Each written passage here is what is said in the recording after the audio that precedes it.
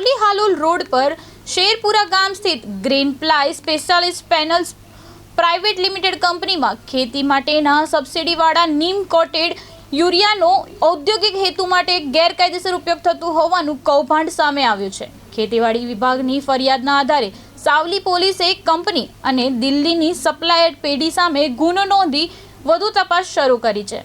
વડોદરા નાયબ ખેતી નિયામકની સંયુક્ત ટીમે ગ્રીન પ્લાય કંપનીમાં તપાસ હાથ ધરી હતી।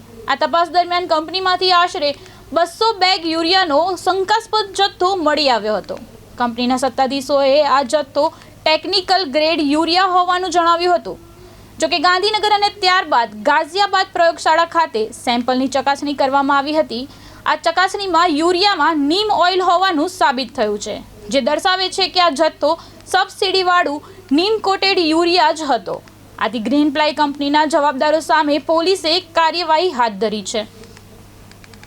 નાયબ ખેતી નિયામક અને તેમની ટીમ દ્વારા ગ્રીન પ્લાય કંપની ખાતે ચેકિંગ અને રેડની કાર્યવાહી કરવામાં આવેલ, જેમાં તેઓ દ્વારા શંકાસ્પદ યુરિયા ખાતરના નમૂનાઓ લેવામાં આવેલ અને પરીક્ષણ અર્થે મોકલી આપવામાં આવેલ, જેનો પરીક્ષણ અહેવાલ આવતા આ યુરિયા ખાતર સરકારશ્રી દ્વારા ઔદ્યોગિક હેતુઓ માટે પ્રતિબંધિત નીમ કોટેડ યુરિયા હોવાનું જણાઈ આવેલ, જેથી ગઈકાલ તારીખ 18/6/2026ના રોજ નાયબ ખેતી નિયામક દ્વારા આ બાબતે ફરિયાદ આપતા green ply speciality private limited કંપનીના જવાબદાર વ્યક્તિઓ